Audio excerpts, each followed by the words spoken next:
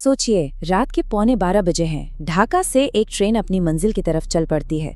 सुबह होती है, ट्रेन चटगांव पहुंचती है और एक मुसाफिर अपनी सीट पर मरा हुआ मिलता है। लेकिन कहानी में असली मोड़ अब आता है। जिस डिब्बे में उसकी लाश मिली वो तो अंदर से बंद था। तो सवाल ये है कि एक बंद डिब्बे में चलती ट्रेन के अंदर उस आदमी की जान किसने और कैसे ली। चलिए इस उलझे हुए मामले की एक एक परत खोलते हैं। यही वो सवाल है जो इस पूरी गुत्थी के केंद्र में है। एक ऐसा जुर्म जो पहली नजर में नामुमकिन लगता है। जरा सोच कर देखिए, एक कमरा जो पूरी तरह से सील है, जो तेज रफ्तार से भाग रहा है और उसके अंदर एक लाश। ना कोई अंदर आ सकता है, ना कोई बाहर जा सकता है। तो फिर कातिल आया तो आया कहां से? ठीक है, तो चलिए उस रात की पूरी कहानी को एक बार सिलसिलेवार तरीके से समझते हैं। ट्रेन रात 11:45 पर ढाका से निकलती है। करीब 25 मिनट बाद, मतलब 12:10 पर एक चाय वाला उस मुसाफिर की सीट पर आता है। और फिर ठीक 1:40 पर वो शख्स अपनी सीट पर ही दम तोड़ देता है। सुबह तक किसी को पता ही नहीं चलता कि उन कुछ घंटों में आखिर हुआ क्या था।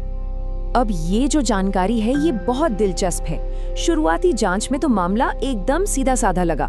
कह दिया गया कि मौत की वजह हार्ट अटैक है। केस तो समझिए बंद ही होने वाला था। लेकिन सब इंस्पेक्टर अदनान की तेज नजर एक बहुत छोटी सी चीज पर अटक गई। लाश की नाक के पास एक बहुत ही हल्का नीला सा निशान। ये हार्ट अटैक में तो नहीं होता।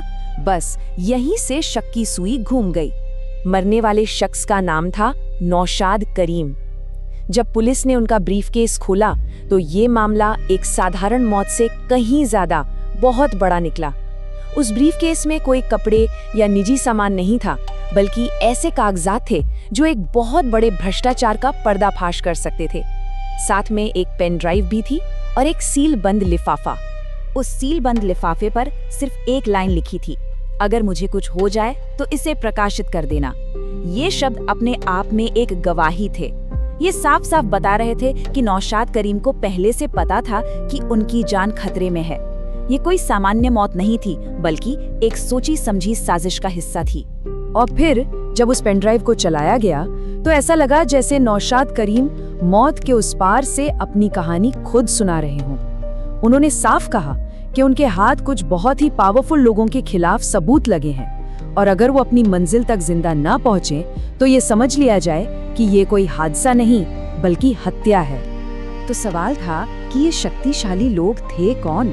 दस्तावेजों ने सीधा इशारा किया ईस्टर्न इंफ्राकॉर्प नाम की एक बहुत बड़ी कंपनी की तरफ, जिसके प्रोजेक्ट्स का ऑडिट नौशाद कर रहे थे। और इस कंपनी का चेयरमैन था एक बेहद ताकतवर और ऊंची पहुंच वाला शख्स, राशिद महबूब।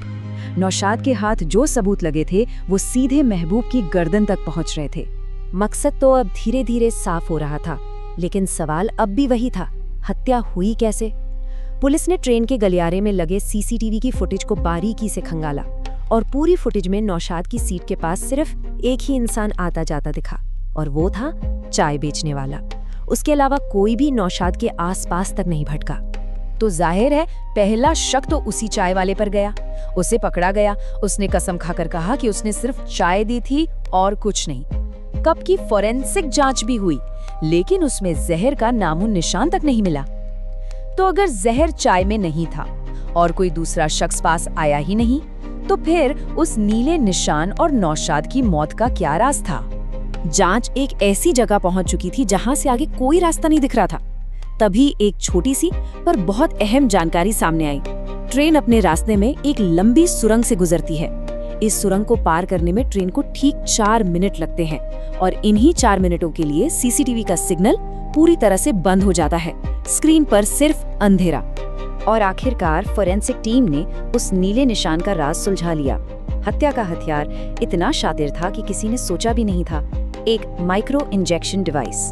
ये एक बहुत ही छोटा हाईटेक गैजेट होता है जिसे टाइमर पर सेट किया जा सकता है, और जब टाइम पूरा होता है तो उसमें से बाल से भी पतली एक सुई निकलकर जहर की एक जानलेवा बूंद सीधे खून में मिला देती है। तो ये पूरा प्लान काम कैसे किया? चलिए इसे स्टेप बाय स्टेप समझते हैं। सबसे पहले स्टेशन की भीड़ में एक शख्स जानबूझकर नौशाद से टकराया। उसी 1 सेकंड में उसने बड़ी सफाई से ये डिवाइस नौशाद के कोट के कॉलर के नीचे चिपका दिया। डिवाइस का टाइमर पहले से ही सुरंग के समय पर सेट था और जैसे ही ट्रेन उन 4 मिनटों के लिए सुरंग के अंधेरे में घुसी, टाइमर ने अपना काम किया और जहर ने नौशाद की जान ले ली। पुलिस ने फौरन स्टेशन की सीसीटीवी फुटेज को दोबारा देखा और उस टकराने वाले शख्स की पहचान कर ली। वो कोई और नहीं बल्कि राशिद महबूब की कंपनी ईस्टर्न इंफ्राकॉर्प का ही एक पुराना कर्मचारी था। अब सारे तार सीधे एक ही जगह जाकर जोड़ रहे थे। गिरफ्तारी के बाद उस कर्मचारी ने सब उगल दिया कि उसे ऐसा करने का आदेश मिला था और आखिरी कील ताबूत में तब ठुकी जब जांच में पता चला कि नौशाद को आया आखिरी अननोन कॉल सीधे राशिद महबूब के ऑफिस से किया गया था। अब मास्टरमाइंड का चेहरा पूरी तरह से बेनकाब हो चुका था। केस अदालत पहुंचा, लगा कि अब नौशाद करीम को इंसाफ मिलकर रहेगा। लेकिन फैसला आने से कुछ दिन पहले ही केस का सबसे अहम गवाह यानी वो कर्मचारी रहस्यमय तरीके से जेल के अंदर ही मर गया। उसकी मौत के साथ ही राशिद महबूब के खिलाफ सबसे मजबूत सबूत भी खत्म हो गया। और नतीजा वही हुआ जिसका डर था। अदालत ने सबूतों की कमी का हवाला देकर राशिद महबूब को बाइज्जत बरी कर दिया। कानून की नज़र में वो बेगुनाह साबित हो गया। लेकिन कहानी यहाँ ख़त्म नहीं हुई। कुछ महीने बाद इंटरनेट पर एक वीडियो सामने आया जिसमें महबूब खुद अपना जुर्म कबूल कर रहा था। उस लीक हुए वीडियो में राशिद महबूब एक प्राइवेट पार्टी में जाम पीते हुए बड़ी शान से कह रहा था, जो रास्ते में आते हैं वे आखिरी ट्रेन पर चढ़ते हैं। ये एक ठंडा बेखौफ कबूलनामा था। वीडियो आग की तरफ फैला, लेकिन तब तक बहुत देर हो चुकी थी। राशिद महबूब कानून की पहुंच से बहुत दूर देश छोड़कर भाग चुका था। सरकारी फाइलों में तो ये केस बंद हो चुका है, लेकिन लोगों की यादों में ये आज भी जिंदा है। कहते हैं कि रेलवे के कर्मचारी आज भी कभी-कभी उस ट्रेन की बोगी नंबर 7 और सीट नंबर 23 पर एक साया देखते हैं, एक मुसाफिर जिसके हाथ में टिकट है और आंखों में सवाल। शायद वो आज भी अपनी आखिरी मंजिल यानी इंसाफ का इंतजार कर रहा है।